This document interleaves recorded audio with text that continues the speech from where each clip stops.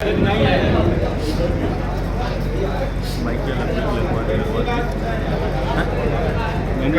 और पूरे उत्तर प्रदेश से आए हुए सभी बुनकर भाइयों बहनों को मेरा सलाम, आदाब और नमस्कार।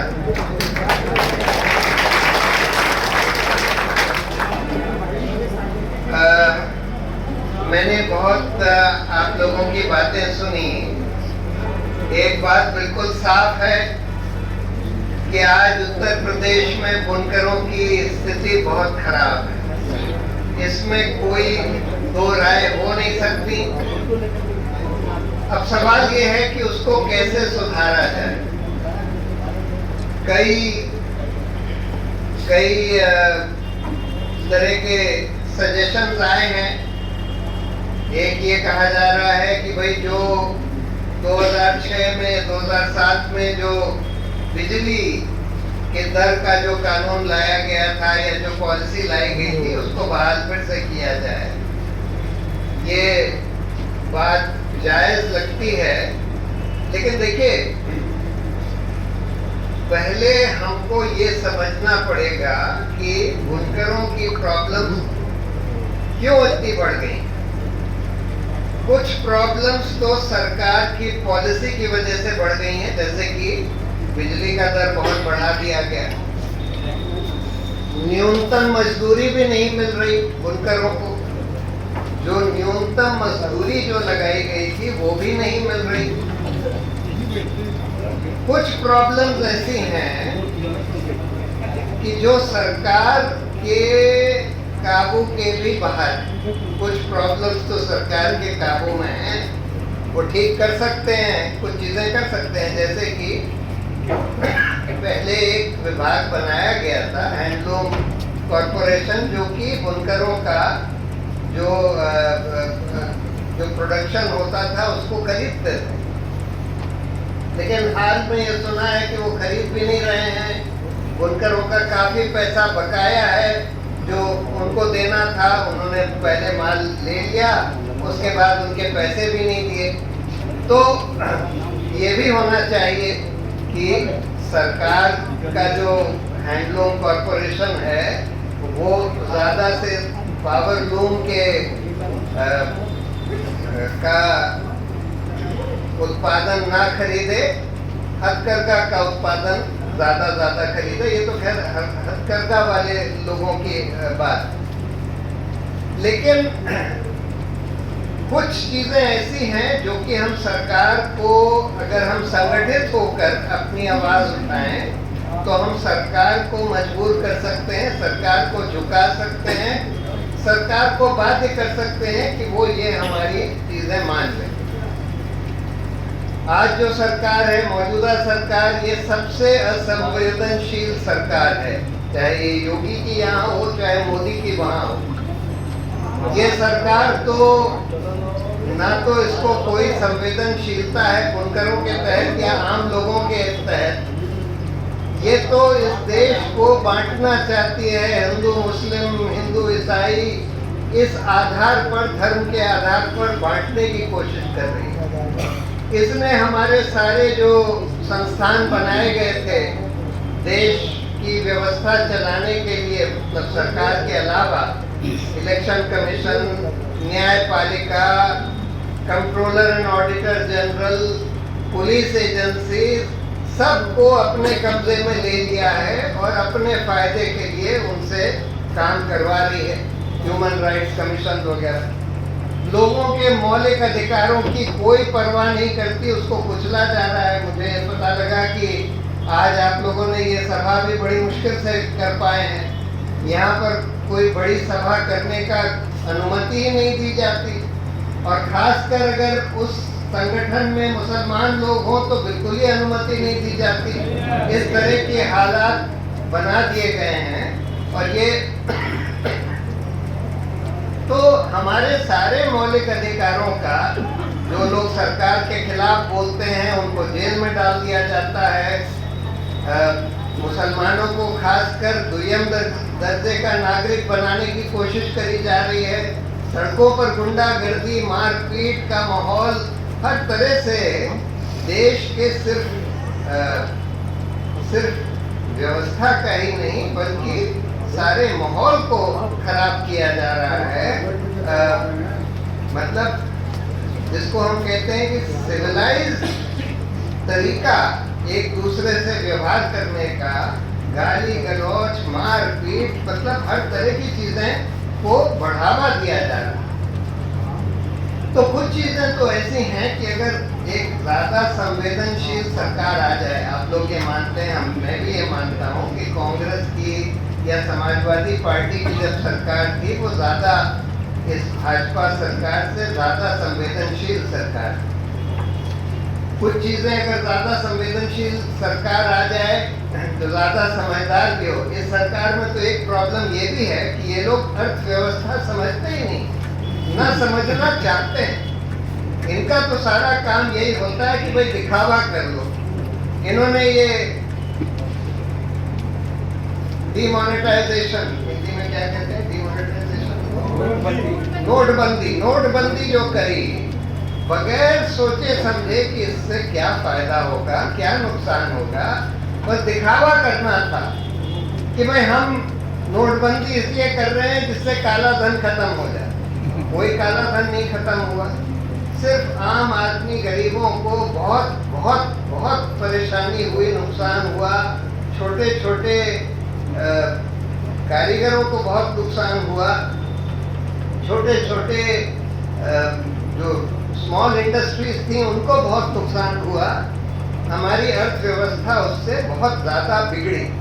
तो मैं एक उदाहरण दे रहा हूँ कि ये जो सरकार है, मोदी सरकार हो चाहे योगी सरकार हो, इनको ना तो समझ है ना समझना चाहते हैं कि भाई कैसे रोजगार को बढ़ावा दिया जाए, कैसे किसी हैंडलूम के सेक्टर को या बुनकरों के सेक्टर को कैसे बढ़ावा दिया जाए, कैसे उसमें एम्प्लॉयमेंट क्रिएट किया जाए, कैसे लोगों की तनख्वाह उसमें जो मिल रही है या लोगों को जो पैसा मिलता है उसको बढ़ाया जाए, ये समझना भी नहीं चाहते और समझते भी नहीं।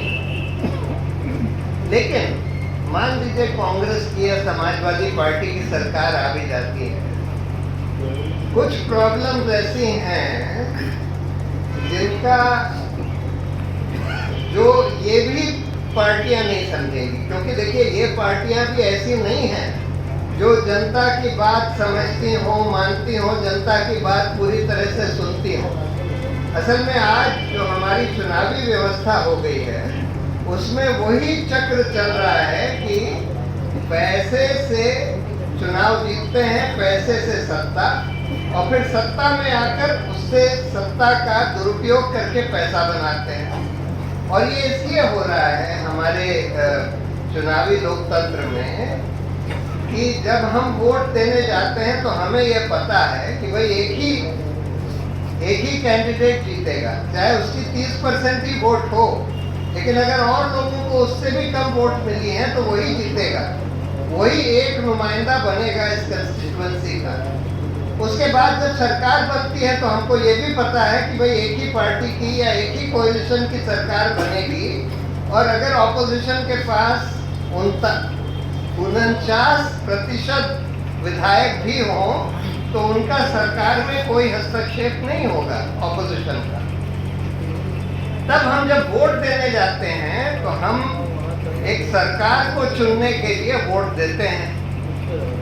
उस समय हम ये सिर्फ नहीं देखते कि हमारी राय में कौन सबसे अच्छा कैंडिडेट है या कौन सबसे अच्छी पार्टी है। अगर हमें ये लगता है कि भाई ये पार्टी तो सबसे अच्छी है, मान लीजिए कम्युनिस्ट पार्टी है, मार्क्सिस्ट पार्टी है, CPIM है या कोई और दूसरी छोटी पार्टी है, हमको लगता है कि यही सबसे अच्छी पार्टी है, किसी का कैंडिडेट भी सबसे अच्छा है, लेकिन ये जीतने की हालत में नहीं है, ये पार्टी सरकार तो बना नहीं सकती। तब हम ये नहीं चाहते कि हमारी वोट वेस्ट हो जाए। हम ये देखते हैं कि जो लोग सरकार बना सकते हैं, जो लोग जीत सकते हैं, उनमें से कम खराब कौन। और उनमें से जो कम खराब, अगर हमको लगता है कि भाजपा से कम खराब कांग्रेस है या समाजवादी पार्टी है, तो हम उसको वोट दे देते हैं, भले ही वो बहुत हमको पसंद ना भी हो। यानी भाजपा से बेहतर है, लेकिन बहुत अच्छी तो वो भी नहीं है। और यही हालात हैं आज देश कि क्योंकि वो पैसे से सत्ता, सत्ता से पैसे का चक्र चल रहा है। अब मैं ये समझाता हूँ कि क्यों पैसे की अहमियत इतनी हो गई। देखिए, लोग ये कैसे अनुमान लगाते हैं कि कौन जीत सकता है, कौन नहीं जीत सकता। इसका अनुमान लगाया जाता है कि किसकी कितनी विजिबिलिटी है, किस कैंडिडेट या पार्टी की कितना दिखाई दे रहा है। और दिखाई कैसे देता है? इश्तिहार, अखबारों में, टेलीविजन पर बड़ी बड़ी होर्डिंग्स लगी हों, उनके पोस्टर्स लोग लेकर चल रहे हों, बड़ी बड़ी रैली हो रही हो, उससे दिखाई देता है कि भाई हाँ, ये तो सत्ता के दौड़ में है। और ये कैसे होता है? ये तो पैसे के ही आधार पर होता है ना। पैसे से आप ये सब चीजें कर सकते हैं। बड़ी बड़ी रैली भी आज पैसे से ऑर्गेनाइज करी जाती है। लेकिन आज हम देखते हैं कि वो लोग 10-10 करोड़, 50-50 करोड़ भी खर्च कर देते हैं। अब हम उसको रोक नहीं पाते, क्योंकि वो कैश में खर्च कर देते हैं, नकद खर्च कर देते हैं, बैंक के थ्रू नहीं करते, हम पकड़ नहीं पाते। अब जब नोटबंदी करी थी मोदी जी ने, उन्होंने बोला था कि हमारा एक मकसद नोटबंदी का ये भी है कि हम चाहते हैं कि सब लोग अपने सब खरीद फरोख्त जो है सब बैंक के जरिए से करें, नकद ना करें। इसलिए हम चाहते हैं कि नकद कम हो जाए, हमारे पूरे समाज में खत्म हो जाए। अब आम आदमी को तो हम मजबूर नहीं कर सकते कि सब कुछ बैंक के थ्रू करें, लेकिन पॉलिटिक्स वो उद्देश्य हमारा जैसे जैसे आगे बढ़ रहा है वो अपनी मंजिल तक भी पहुंचे। और आपने मुझे यहाँ बुलाया, बहुत बहुत शुक्रिया। बहुत संक्षेप में अपनी बात होगी, मैं जानती हूँ कि समय नहीं है और बहुत ढेर सारी बातें करने का समय नहीं है, बहुत ठोस पॉइंटेड बातें करने का समय है। तो आप सभी जानते ही होंगे, और जो हमारे मुख्य अतिथि आए ये भी शायद जानते होंगे या ना भी जानते हो। तो हम लोग हर साल या हर कुछ महीनों पर हम लोग कबीर को याद करते हुए कई कार्यक्रम करते हैं। और हम ये मानते हैं कि हमारे पुरखे के रूप में कबीर हमारे पूर्वज ऐसे हैं जो हमारी शिल्पकारी की कला के पुराने आदमी हैं और उनको हम अपना प्रतीक बनाते हैं। कबीर ने कहा था, काशी बसे जुलाहा एक, और वो हमेशा इस बात को बड़े गर्व से कहते रहे कि मैं काशी का जुलाहा।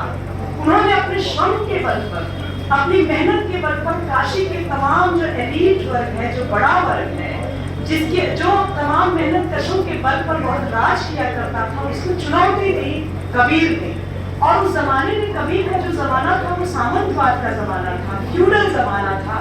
उस दौर में कबीर चादरें बनाते थे, कपड़े घर के लिए भी बनाते थे और बाहर के लिए भी बनाते थे। उस जमाने में भी बहुत सारे शोषण थे, लेकिन जिस तरह से पूंजीवादी समय में शोषण तंत्र जिस तरह से बढ़ता जा रहा है, अमीर और गरीब के बीच इतनी बड़ी खाई बढ़ती जा रही है, वो उस जमाने में इस तरह का ना था। ऐसा नहीं था कि उस वक्त बहुत अच्छा था, लेकिन आज और बद से बदतर मनुष्य का मनुष्य से रिश्ता ही टूटता जा रहा है और सारा कुछ पैसे और मुनाफे पर आधारित हो गया है।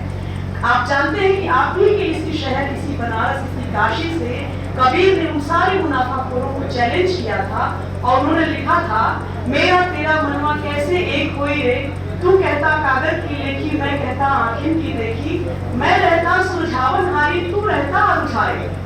तुम तो कागज की बात करते हो, शास्त्रों की, पंडों की बात करते हो, हम तो जो है वो आंखों से देखा हुआ, अनुभव से देखा हुआ सच, मेहनत से पाया हुआ सच तुम्हारे सामने रखते हैं। तो ये कबीर थे जो जमाने में बोल रहे थे और अपने कपड़ा बुनने की मेहनत के बल पर बोल रहे थे। आज हमें कबीर को उसी रूप में याद करना होगा।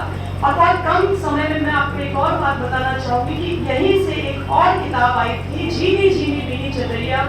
आप लोग अगर पढ़ते लिखते होंगे, आपकी रुचि होगी लिटरेचर में, तो आप अब्दुल बिस्मिल्लाह की एक किताब है झीनी झीनी बीनी चदरिया, जो कबीर की किसी पंक्ति से लेकर के वो उपन्यास लिखा गया। उसी उपन्यास के कुछ कथानक से मैं आपके बीच कुछ बात रखना चाहूंगी। उस उपन्यास में एक मतीन नाम का एक बुनकर है और वो बुनकर बनारस के बुनकरों को पूरी करता है। पूरा का पूरा आज से 30 साल लगभग हो गए उस उपन्यास को आए, और यहाँ सर्वे करके, यहाँ रह करके उन्होंने इस उपन्यास को लिखा। मतीन जो बुनकर है, युवा बुनकर है, जो बुनकरों को एकजुट करने के लिए बुनकर साझा मंच जैसा संगठन बनाता है और तमाम लोगों को एकजुट करते हुए लड़ता है, लेकिन धीरे धीरे वो थकता भी है। सरकार से जो चीजें चाहिए सरकार उसमें कोई सहायता और मदद नहीं कर पाती है। और मतीन जो है एक जगह व्यंग करता है, कोई कहता है कि सरकार ने दिया तो है भारतीय हथकरघा प्रौद्योगिकी संस्थान या ऐसा ही कुछ, तो मतीन बोलता है भारत सरकार ने एक आम बुनकर को और दिया ही क्या है, ये बोलता है मतीन। और धीरे धीरे जिस तरह की सूरत यहाँ पर बनती है बुनकरों की, बिजली की समस्या को लेकर, उनके कपड़ों को, जो कपड़े कभी मलेशिया में जाते थे, बांग्लादेश में जाते थे, अभी साथी बता रहे थे कि हमारे बनाए हुए कपड़ों की मांग है बाहर, और वो जो कबीर के जमाने में चादर बनती थी अब वो बनारसी साड़ियों की चकाचौंध में आई, लेकिन बनारसी साड़ी हमारी स्त्रियों को कहाँ मिलता है। तो मतीन की पत्नी अलीमुन है और उसका एक बेटा है इकबाल, जो मतीन की संघर्ष को आगे बढ़ाता है और आगे चलकर वो बुनकरों को एकजुट करके लड़ता है, सरकार के खिलाफ भी, कॉर्पोरेट के खिलाफ भी, पूंजीपतियों के खिलाफ भी। और वो जानता है कि इसके बीच में बिचौलिया कौन है। वो तमाम उन मुसलमानों के भीतर जो बुनकर है उनके भीतर के वर्ग को भी जानता है, जो हिंदू जो बनिए हैं, और उनको कहता है कि वो हमारे वो हैं दलाल जो हो गए हैं, और हमारे बल पर, हमारे श्रम के बल पर उनकी कोठियां खड़ी हो गई हैं, उन पर भी। और हमारा जो गरीब बुनकर है उसके घर में अभी भी टीन और जस्ते के बर्तन खटखटा रहे हैं, ना हमारे पास शिक्षा है, ना हमारे पास रोजगार है, ना हमारे पास खाने के लिए।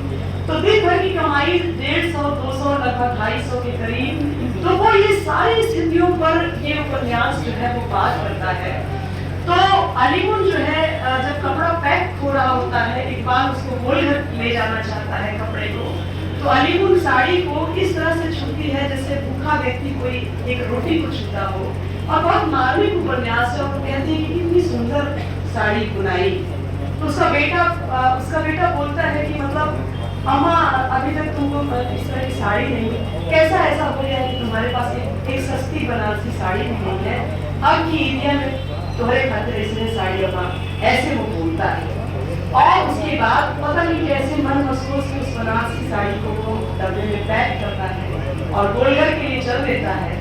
और रास्ते में ये सोचता है कि हम जो श्रम करके कपड़ा बनाते हैं, कोई कपड़ा बनाने वाला है, कोई किसान है, तो वो अन्न देता है हम लोगों को, भोजन नहीं, खाना तो सभी को खाना है, और कोई मकान बना रहा है जिसमें हम रह रहे हैं, ये सारे एक तरह से मजदूर वर्ग की एक श्रेणी में डालते जा रहे हैं। ये सारे लोग जिसके बल पर हम खड़े हैं, बुनियादी जो हमारी जरूरत है इंसान होने की जो पूरी कर रहा है वो यही, और उन्हीं को ये चीज नहीं मिल रही। जो खाना दे रहा है आपको उसके लिए ठीक से भोजन नहीं है, जो कपड़ा दे रहा है वो उसके पास ठीक से कपड़े नहीं। अपनी माँ को याद करता हुआ बचपन के संघर्षों को याद करता है इकबाल, और कहता है एक साधारण सूती साड़ी और सलवार कुर्ते में माँ की जिंदगी कट गई, और हम लोग किसके लिए इतनी चमकदार सुंदर रेशमी साड़ियाँ, बनारसी साड़ियाँ बनाते रह गए।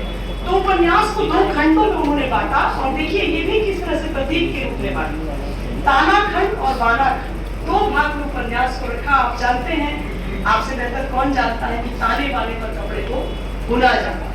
तो ताना खंड में सारी समस्या को मतीन देखता है और एकजुट करता है बुनकरों को, और बाना खंड में बहुत मार्मिकता से बहुत खराब हालत बुनकरों की जो आती है, और मतीन जो है वो मऊ पलायन कर जाता है। आप ये जानते हैं कि पलायन की अभी 2023-24 की रिपोर्ट के अनुसार 3 लाख बुनकर बनारस और पूर्वांचल से लगभग पलायन कर गए हैं, और 50 से 70 के करीब आत्महत्याएं यहाँ पर हुई। मुझे नहीं मालूम कि एग्जैक्ट आंकड़े क्या है, लेकिन इसी के इर्द गिर्द जो मैंने पता किया है, तो इसके इर्द गिर्द आंकड़े हैं, और आंकड़े हैं अभी तो, और अंदर क्या चीज है नहीं मालूम। मऊ की तरफ पलायन करने के बाद भी स्थितियां ठीक नहीं होती है, और आप सभी जानते हैं कि ये सारे बुनकर बड़ी संख्या में सूरत और बेंगलोर की तरफ पलायन कर रहे हैं, और जो पहले घरों में काम होता, स्त्रियों की स्थिति और दुखद है, वो घरों में अपने घर के काम के साथ साथ बाकी साड़ियों का काम भी कर रही है। उनके लिए जीवन के जो सुविधाएं हैं वो और भी कम उपलब्ध है। तो सूरत अगर आप जाके देखते हैं, आप बेंगलोर जाकर देखते हैं, तो वो कैसे फैक्ट्रियों में और कॉर्पोरेट जमाना जो जिस तरह से सबके पीछे लगा हुआ है पूंजीवाद के संदर्भ, उसके जंजाल में, उसके शिकंजे में बुनकर सिर्फ और सिर्फ मजदूर बनकर पिसकर फंसकर रह जाता है। वो बुनकर जो हुनरमंद कहलाता था, जो कला का एक प्रतीक था, जिसके दम पर सारी सरकारें कहती है कि बनारस जो है वो बनारसी साड़ियों का गढ़ है और बनारसी साड़ियों की अपनी एक कीमत है, अपना एक सौंदर्य है, पूरी दुनिया में आप उसको प्रचारित करते हैं, लेकिन जो उसको बनाता है उसकी कोई चिंता आपको नहीं है। उसके बीच में दलालों को फिट करके उनकी कोठियां तो बनती जा रही हैं, लेकिन आम एक बुनकर जो है उसके पास एक सरखा भी अब धीरे धीरे नहीं बाकी है। वो मजबूर है भूखमरी के लिए, और चूंकि हुनर से उसका काम जुड़ा हुआ है तो वो शरीर से और अपने हाथों की कोमलता और नाजुकी से इस तरह से उसने काम किया है ना, रेशे रेशे और धागे के साथ, कि वो मजदूरी करने की नौबत आ चुकी है। आप जानते हैं, आप सभी लोग जानते हैं, लेकिन वो उसमें भी कैसे जाए। तो एक सीलन भरे बदबूदार कमरे में एक मजदूर की जिंदगी को सीमित कर देना, एक तो वो उपन्यास की मामले में आपसे ये कहना चाहती हूँ, और हम लोगों ने भी जो देखा है, जो समझा है, और आपसे बेहतर तो कोई जो झेल रहा है, जो देख रहा है, उससे बेहतर तो कोई नहीं जानेगा, लेकिन फिर भी जो समझने की कोशिश कर रहा है, जो इस लड़ाई, इस साझा मुहिम में अपनी शामिलगी चाहता है, वो भी देख रहा है कि इसको कैसे पार पाया जाए। तो जो सूरत चले गए हैं मजदूर, और यहाँ के जो बुनकर हैं और सूरत के बुनकर के बीच एक संबंध बनना चाहिए, बेंगलोर के बुनकर के बीच एक संबंध बनना चाहिए, और एक मऊ, आपके नजदीक जो मऊ है वहां पर एक संबंध बनना चाहिए। और जैसे आज हम इकट्ठा हुए हैं अपनी चीजों को लेकर के, इसी तरह की एक बड़ी मुहिम हमें दिल्ली में करनी चाहिए, क्योंकि बहरों को सुनाने के लिए भगत सिंह ने कहा था, कल ही उनका स्मृति दिवस था, तो उन्होंने ये कहा था कि हमने बम इसलिए नहीं मारा कि किसी का नुकसान, उन्होंने कहा बहरों को सुनाने के लिए हमने इसका इस्तेमाल किया, तो हम किसी का नुकसान नहीं चाहते। हमको किसी से ये नहीं है, हमारे जो मेहनत कश लोग हैं वो एकजुट है, वो अपनी बात कहना चाहते हैं, अपनी बात सुनाना चाहते हैं, जेन्युइन बात, कोई इसमें ऐसी राजनीति नहीं है, कोई इसमें किसी का ऊंच नीच नहीं है। तो बहरों की सरकारों को सुनाने के लिए हम दिल्ली में जुटे, इसकी प्लानिंग हमें करनी चाहिए, और यही जो एकजुटता है ये अगर रहेगी, और मैं आपसे ये भी कहना चाहूंगी आप अपने घर की माओ बहनों को भी इसमें शामिल कीजिए, उनका संघर्ष भी बहुत देखा, अगर वो रहेगी तो उनकी बात, उनका संघर्ष एक दूसरा होता है, जो आदमी काम कर रहा होता है उसकी आवाज का दम दूसरा होता है, जो उसकी जगह पर बोल रहा होता है वो जगह नहीं दे सकता, तो उनके और अपने तरह के संघर्ष है।